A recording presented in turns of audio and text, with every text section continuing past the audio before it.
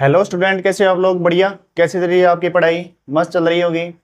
आज अपन नया टॉपिक लेके आ रहे हैं नए चैप्टर के साथ। चैप्टर नंबर है 9 साइंस 10th क्लास का, प्रकाश का अपवर्तन और परावर्तन।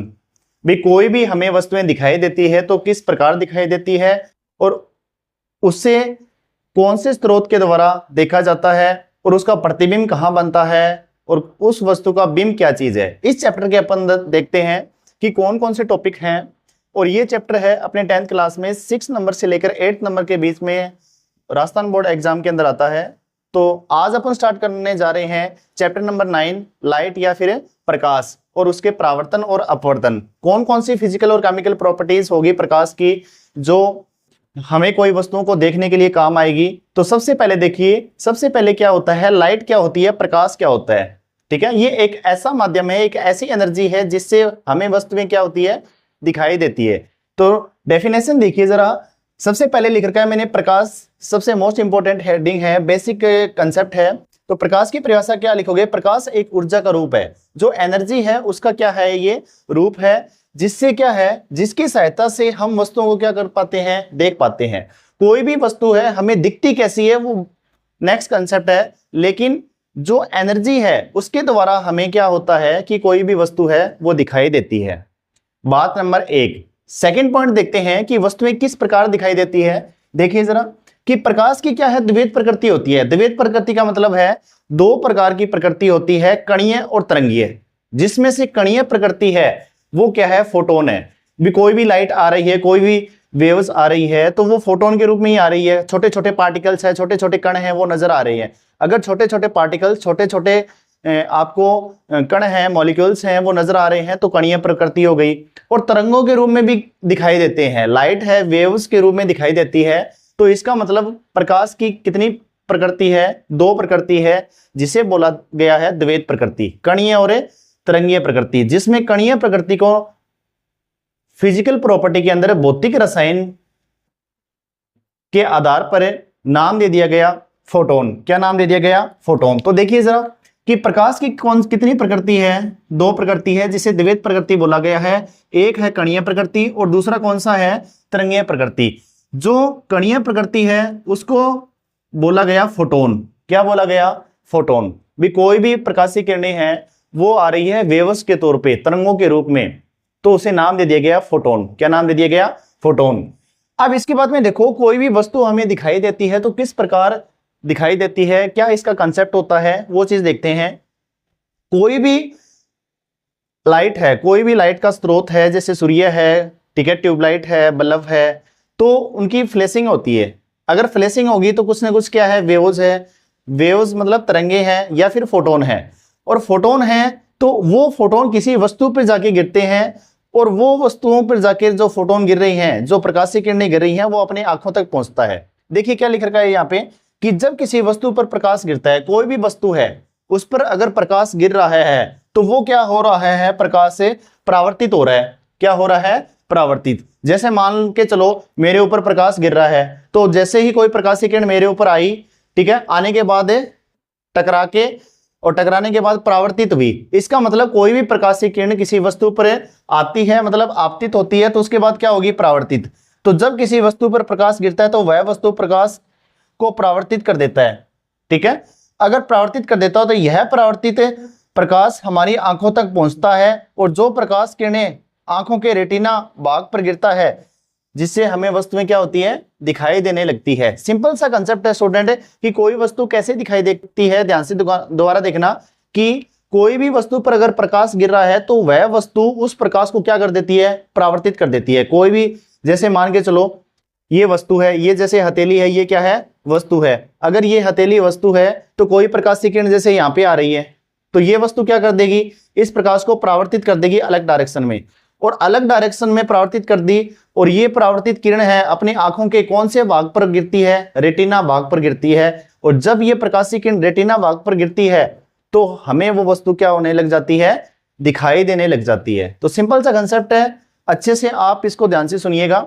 ठीक है, तो दोबारा देखना कि जब किसी वस्तु पर प्रकाश गिरता है तो वह वस्तु प्रकाश को परावर्तित कर देता है और यह परावर्तित प्रकाश हमारे आंखों तक पहुंचता है। जो प्रकाश किरणें आंखों के रेटिना भाग पर गिरता है जिससे वस्तु हमें दिखाई देने लगती है। इसका मतलब है कोई भी वस्तु अगर दिखाई देने की जो घटना है वो क्या है, प्रकाश का परावर्तन। तो नेक्स्ट अपन देखते हैं प्रकाश का परावर्तन। नेक्स्ट हेडिंग कौन सी है अपनी, परावर्तन। अब परावर्तन की जो घटना है वो किस प्रकार की होती है, मोस्ट इंपोर्टेंट टॉपिक है, ठीक है। मोस्ट इंपोर्टेंट टॉपिक क्यों है कि क्योंकि परावर्तन अगर आपके समझ में आ गया अच्छे से तो इसके नियम भी होंगे, और दो नियम है इसके भी। कोई भी प्रकाशीय किरण है वो समतल पृष्ठ पर गिर रही है। कौन से पृष्ठ पे गिर रही है, समतल पृष्ठ। जैसे ये समतल पृष्ठ है, समतल पृष्ठ है, और ये समतल परावर्तक पृष्ठ बोलते हैं इसको। क्या बोलते हैं, समतल परावर्तक पृष्ठ बोलते हैं। तो इसका मैं नाम लिख रहा हूं, समतल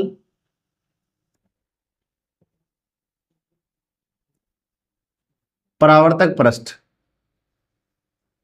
कौन सा पृष्ठ है, समतल परावर्तल पृष्ठ है, ठीक है। या फिर दूसरा नाम इसका हो जाएगा चिकना पृष्ठ। क्या नाम हो जाएगा, चिकना पृष्ठ हो जाएगा।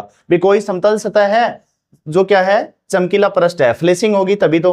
अगर इस फ्लैशिंग पर, अगर इस समतल पृष्ठ पर कोई प्रकाशीय किरण आ रही है तो उसे बोला जाता है आपतित किरण। कोई भी प्रकाशीय किरण यहां पे आ रही है जैसे, ठीक है, और आने के बाद जिस बिंदु पर ये आके टकराती है, जिस बिंदु पर आके ये टकराती है उसे बोलते हैं आपतन बिंदु।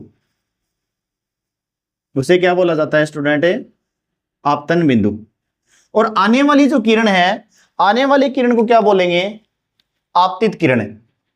आने वाली किरण को क्या बोलेंगे, आपतित किरण बोलेंगे। आपतित किरण को आप कैसे दर्शाओगे, आई से।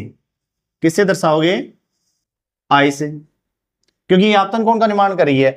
अब दोबारा देखो, कोई भी प्रकाशीय किरण आ रही है और परावर्तक पृष्ठ से क्या हो रही है, टकरा रही है। जैसे ही परावर्तक पृष्ठ पर टकराएगी तो जिस बिंदु पर टकराएगी उसे नाम दे दिया गया आपतन बिंदु। और टकराने के बाद अलग डायरेक्शन में, अलग दिशा के अंदर क्या है, ये क्या हो जाएगी, परावर्तित हो जाएगी। क्या हो जाएगी, परावर्तित हो जाएगी। इसका मतलब ये कौन सी किरण है, परावर्तित किरण। कौन सी किरण है स्टूडेंट, परावर्तित किरण है। कोई भी समतल परावर्तक पृष्ठ है या चिकना पृष्ठ है, उस पर प्रकाशीय किरण टकरा रही है और जिस बिंदु पर आकर टकराएगी उसे नाम दे दिया गया आपतन बिंदु। आने वाली प्रकाशीय किरणें हैं वो आपतित किरणें कहलाएगी, और आपतन बिंदु से परावर्तित किरणें हैं जो टकराने के बाद निकल रही है उसे नाम दे दिया गया परावर्तित किरण, ठीक है। अब देखो, इन दोनों के मध्य एक काल्पनिक रेखा खींचते हैं अपन। इन दोनों के मध्य क्या खींचते हैं अपन, एक काल्पनिक रेखा जिसे नाम दे दिया गया अभिलंब। क्या नाम दे दिया गया, अभिलंब नाम दे दिया गया, ठीक है। अब अभिलंब क्या करता है कि आपतित किरण और परावर्तित किरण से जो जो कोण बनते हैं उसका डिवाइडेशन करता है। तो ध्यान से देखिए स्टूडेंट, क्या क्या डिवाइडेशन करेगा कि कोई भी प्रकाशीय किरणें समतल पृष्ठ पर आ रही है, अगर समतल पृष्ठ पर आ रही है तो कौन सा कोण का निर्माण करेगा, आपतित किरणें आपतन कोण का, जिसे आई से दर्शाते हैं। किससे दर्शाते हैं, आई से। तो मैं यहां पे लिख रहा हूं कोण आई बराबर क्या है, आपतन कोण। कोई भी समतल परावर्तक पृष्ठ पर आने वाली प्रकाशीय किरणें आपतित किरण कहलाती है, जिससे एक कोण का निर्माण होता है जिसे नाम दे दिया गया आपतन कोण, और आपतन कोण को दर्शाते हैं आई से। किसे दर्शाते हैं, आई से। अब देखो, जिस आपतन बिंदु से टकरा के ये परावर्तित हुई है तो एक कोण का निर्माण करती है जिसे बोलते हैं परावर्तन कोण। क्या बोलते हैं, परावर्तन कोण। इसलिए अपन कह सकते हैं कि आर बराबर क्या है, परावर्तन कोण है। आर बराबर क्या है, परावर्तन कोण। और ध्यान रखना कि आपतन कोण और परावर्तन कोण का मान हमेशा क्या होता है, समान होता है। क्या होता है, एक समान होता है। इसलिए अपन कह सकते हैं कि कोण आई बराबर कोण आर। कोण आई बराबर क्या है, कोण आर। तो ध्यान से देखिए, परावर्तन की अगर घटना होती है तो समतल कोई पृष्ठ है, अगर समतल पृष्ठ है, परावर्तक पृष्ठ है, तो प्रकाशीय किरणें जैसे ही आ रही है, आने के बाद जिस बिंदु पर टकराएगी, जिस बिंदु पर टकराएगी वो कहलाएगा आपतन बिंदु। और टकराने के बाद अलग दिशा में जा रही है, अलग डायरेक्शन में जा रही है, उसे क्या बोल दिया गया, परावर्तित किरण, और परावर्तित किरण से बनने वाला कोण क्या है? परावर्तन कोण, जिसे R से दर्शाते हैं। और आपतन कोण और परावर्तन कोण के मध्य एक काल्पनिक रेखा अपने खींच दी, जिसका नाम दे दिया गया, क्या नाम दे दिया गया? अभिलंब। क्या नाम दे दिया गया? अभिलंब। तो इसका मतलब ये हुआ कि परावर्तन की घटना के अपने पास 2 पॉइंट आते हैं। पहला पॉइंट आता है कि आपतन कोण परावर्तन कोण के हमेशा क्या होना चाहिए? बराबर। इसमें देखिए जरा, इसमें ये कोण कितना है? ये कोण है 90 डिग्री। ये कोण कितना है? 90 डिग्री का कोण है। इसका मतलब R का मान कितना हो गया? 45 डिग्री। और ये कितना हो गया? 45। और ये वाला भी कितना है? 90 डिग्री। तो पहला क्वेश्चन क्या आएगा कि प्रकाश की घटना किस प्रकार प्रदर्शित की जाती है? तो आप बताना कि जो प्रकाश है एक प्रकार की क्या है? ऊर्जा है, एक प्रकार की एनर्जी है, जिससे हम वस्तुओं को देख पाते हैं। कोई भी वस्तु पर कोई भी लाइट या प्रकाश गिरता है तो क्या होता है कि वो वस्तु उस प्रकाश को परावर्तित कर देती है, और परावर्तन के पश्चात ये प्रकाशीय किरणें अपनी आंखों के रेटिना तक पहुंचता है, और रेटिना पर हमारी वस्तु का जो प्रतिबिंब है वो बनता है, जिससे वो वस्तु हमें दिखाई देने लगती है। और ये सारी की सारी थ्योरी अपन ने लिखी है। इसके बाद में पढ़ा है परावर्तन। परावर्तन में देखिए कि एक ऐसा समतल परावर्तक पृष्ठ है, चिकना पृष्ठ है, जिस पर कोई प्रकाशीय किरणें आपतित हुई है। आने वाली किरण क्या है? आपतित किरण। और जिस परावर्तक पृष्ठ पर, समतल परावर्तक पृष्ठ पर जिस बिंदु पर ये टकराएगी वो कहलाएगा आपतन बिंदु। क्या कहलाएगा? आपतन बिंदु। टकराने के बाद वापस अलग दिशा में परावर्तित हुई है, इसका मतलब कौन सी किरण कहलाती है? परावर्तित किरण। परावर्तित किरण से बनने वाला कोण है परावर्तन कोण। कौन सा कोण बनता है?